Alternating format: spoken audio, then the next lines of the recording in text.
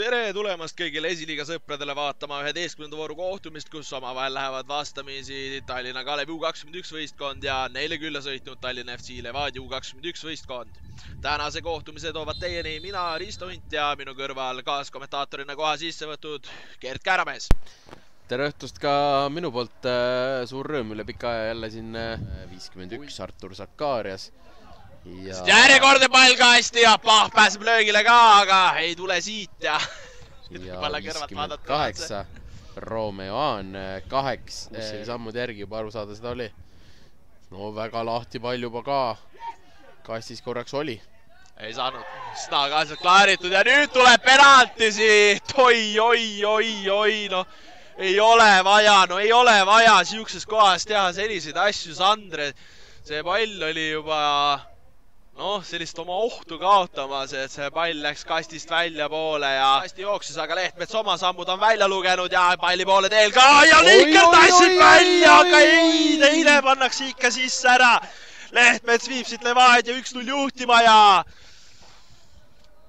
Liiker on oma penaltite tõrjumisoskust meile siin hooaja jooksul ja eriti siis eelneval hooajal, kui ma õigesti mäletan, näidanud ka, et tõi ka sellel korral selle esimese välja, aga see tagasi põrkuv otsenes ja siit on jällegi teha võimalik. Pall kasti suunas ka, Lehtmets sealt taas kukutatakse ja nüüd tuleb Vile ka. Ja kas... Teist penaltit siit ei tule, aga väga lähedalt karistuslöök. Aga jah, oli hetkeks, kui juba Kuusjev kukkus, oli juba... Ära Pahv palli taga, säti paika ja paneb korraliku palli vist ära! Uskumatu, millise värava hetkel Pahv keerutas ära.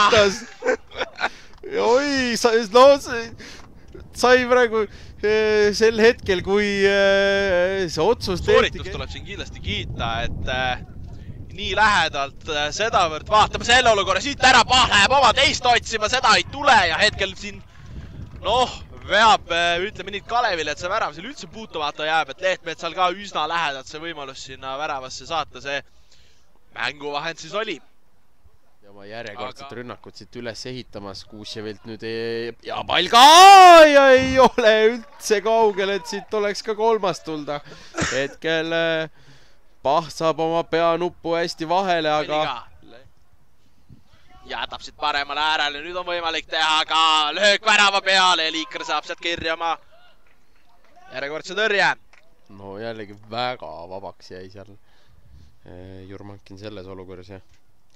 Hetkel hakkas mõtlema. Eriliselt veidi silma paissid, aga nüüd hetkel on Lehtmetsal suurepärane võimalus siit minema hakata ja saab ka korraliku pealelöögi teha ja nüüd Liiker jalatõrje teeb ja siit poole lõppu veel üks nurgalöök.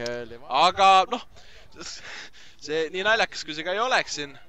Vaatame selle ära ja Kuusjevi löök ei lähe üldse palju mööda, pannakse sealt tagant postist see õige vähe mööda. Aga... Ei jäänud palju ka puudu, et oleksid pidanud... Seisust teha 2-0, aga selliseid... Vaatame selle ära, Kalevil võimalus tulla, Sibul esimesena vahel ja pall sealt klaaritakse ära, aga nüüd oli Kalevil... ma ei teagi, võiks lausa öelda, et selle mängu üks kõige ohtlikumaid olukordi, Pahv ja Kukk seal omavahel. Vahele sai ja kiiret nüüd kaitsesse ka tuli. Aga nüüd esimese pallipuute kauge teeb, kas siit tõstab Leisile? Ei tule siit!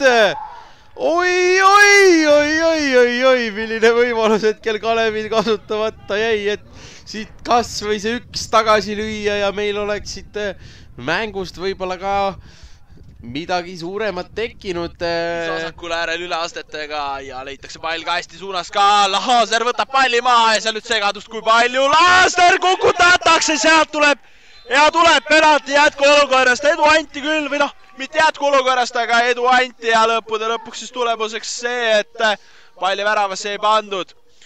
Penalti on tõsi asi, Laaser kukutati ja mängume siis ise palli taha ka ja Kalev saab siit nüüd on võimalik saada vähemalt üks tagasi saada ja hakata viika otsima. Laaser paneb selle palli kindlalt alla nurka ära ja minnakse palli järgi ka. Kalev viib palli keskele tagasi ja meil on siin mängu küll veel. Aga tuleb ka siit Levadia poolt vahetus ja saab öelda, et ei oleks, et eelmisel hooajal oli vaja siis 41 punkti selleks, et ülemineku mängudesse pääseda. Sealt pall kukub ka ja tuleb viga ja Teodor Sibulale kollane kaart all, sealt tuleb otse punane ja meil läheb siin mänguks. Sibul kukutas väga ebaõnnestunult selle palli üle oma kasti siis otsajoone või kastijoone. Ja sealt Reegit teeb ära, sealt ilmselge värava võimaluse. Aga nüüd on paha lugu see, et Levadial vahetusi enam ei ole. Ei ole jah, ja me saame siin ära, nüüd on Artur Sibul, Laaser paneb